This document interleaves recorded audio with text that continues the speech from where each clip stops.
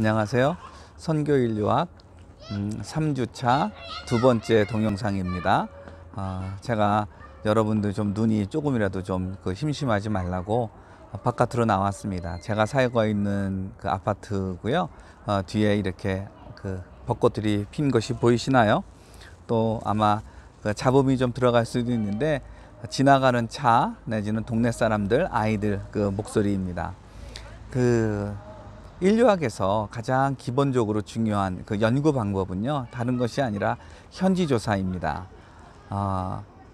내가 모르는 질문, 내가 묻고 있는 질문에 대한 답은 현장에 있다라고 하는 것이 연구의 대전제입니다. 그래서 집안에 내지는 책상 앞에 앉아 있는 것으로 내가 궁금해하는 질문을 찾을 수 있다가 아니라 내가 궁금한 이 질문에 대한 답을 찾기 위해서는 현장을 가야 된다라고 하는 것이 인류학 연구에 있어서 가장 큰 대전제입니다. 여기에서 두 가지 커다란 연구 활동이 있는데 하나가 관찰이고요. 그리고 또 하나가 면담입니다. 먼저 그 면담에 대해서 좀 말씀을 드리면, 면담은 세 가지 형태로 좀 구분해 볼 수 있을 것 같아요. 양식이 꽤 많이 갖추어져 있는 정형 면담, 그리고 양식이 많이 갖춰져 있지 않은 비정형 면담, 그리고 어느 정도 양식이 좀 갖춰져 있는 질문 같은 것들이요, 이런 것들이 갖춰져 있는 반정형 면담이 될 것 같은데요. 정형 면담 같은 경우에는 일단 내가 어떤 질문들을 해야 되겠다라고 하는 어떤 일정한 질문 리스트를 가지고 있는 것입니다. 그래서 그 질문지를 가지고 면담을 할 수가 있는 거고요. 그리고 이것은 아무래도 그 짜여진 질문들이다 보니까 기초적이고, 그리고 그 기본적인 정보들을 수집하려고 할 때 사용할 수가 있습니다. 그리고 또 한편으로는 연구자에게 연구할 수 있는 시간이 많지 않을 때, 그때에 또한 사용할 수 있는 방법입니다. 이거에 비해서 비정형 면담 같은 경우는 정말 묻는 것도 없고 안 묻는 것도 없다. 좀 과하게 얘기해 가지고요. 있으면서 그 상대방이 말하는 걸 들으면서 이거 좀 더 알아봤으면 좋겠다, 이거 좀 더 궁금한데 이거에 대해서 내가 더 알아야 되겠다 하면 그거를 물으면서 파고 들어가는 것입니다. 예. 그러니까 어떤 딱 정해져 있는 질문이 있는 것이 아니라 대화가 흘러가는 것에 따라 가지고 질문을 하게 되죠. 자, 이런 질문을 하려면 어떻게 될까요? 일단 시간이 많아야 되겠죠. 예, 그 대상자하고 보낼 수 있는 시간이 많아야지 오늘 채 질문하지 못한 거 내일 가서 물어볼 수 있고 한 달 뒤에도 물어볼 수 있지 않겠습니까? 그러니까 일단 시간적 여건이 충분히 허락되어 있는 상태에서 사용할 수 있는 그런 면담 형태이고요. 그리고 이렇게 물어보다 보니까 아무래도 그 면담 내용이 아주 풍성하게 나오겠죠. 예.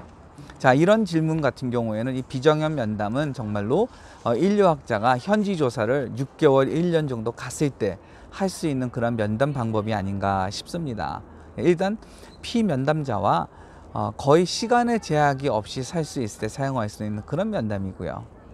자, 반정형 면담은 정형 면담과 비정형 면담의 중간 정도에 있는 것입니다. 대략 큰 질문들을 가지고 있는 것입니다. 내가 이러한 영역에 이러한 질문들을 하고 싶어 한다, 알고 싶어 한다는 것을 가지고선 커다란 질문을 일단 준비는 해 놓습니다. 그 커다란 질문을 하다가 보면 이제 대답을 들으면서 새롭게 드는 질문들이 생길 수가 있는데, 그때 그러한 질문들을 자유롭게 하는 그러한 면담 방법입니다. 이거는 정형 면담보다는 좀 더 풍성한 자료를 가질 수가 있고요.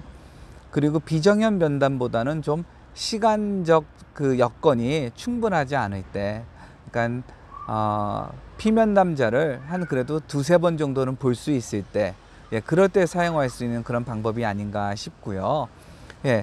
개인적으로 저는 이 반정형 면담을 많이 사용하게 되는 것 같습니다. 그러니까 피면담자가 자유롭게 대답하도록 배려는 합니다.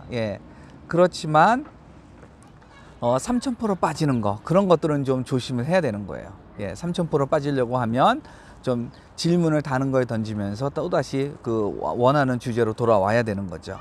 자, 이 면담의 과정 같은 경우도 글쎄요. 좀 이런저런 질문들을 많이 던져보는 것이 좋습니다. 그리고 집에 돌아가 가지고 다시 한번 살펴봐야 되겠죠. 면담의 기술은 크게 한 4가지 정도로 말할 수가 있는데요. 일단 조용해야 됩니다. 참 이거 쉽지 않습니다. 예.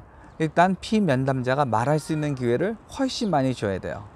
그리고 피면담자가 말할 때, 그렇군요. 그랬단 말이군요. 그렇군요. 이러했다는 것이죠. 이런 식으로 에코응을 해줘야 되고요. 그리고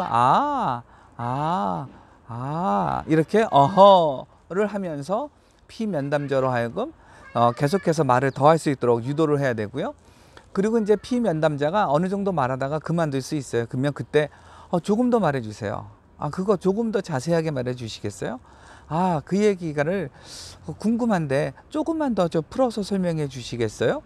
이런 식으로 더 말하도록 유도하는 것이 필요합니다. 이 면담의 한계는요, 뭐냐 하면 피면담자가 일단 진실을 말한다라고 생각을 해야 됩니다. 근데 그 진실이 기억의 진실이 사실은 거짓일 때도 있어요. 그러니까 뭐 때에 따라서는 여러 번 물어보는 것도 필요하고요. 내지는 여러 사람에게 물어보는 것도 중요합니다. 그러다 보면 누군가가 좀 정확하지 않은 것이 나오면 그때 다시 한번 확인해도 되는 것이죠. 예. 그리고 이 면담을 할 때에는 기억을 해야 되고요. 기록을 해야 되고요. 그리고 녹음을 해야 됩니다. 물론 기록할 때나 녹음할 때에는 상대방에게 동의를 구해야 됩니다. 저 같은 경우는 이렇게 해요.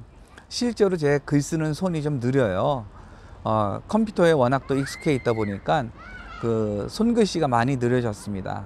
그래서 저는 피면담자에게 내가 글 쓰는 그 속도가 좀 느려서 그런데 녹음 좀 해도 될까요?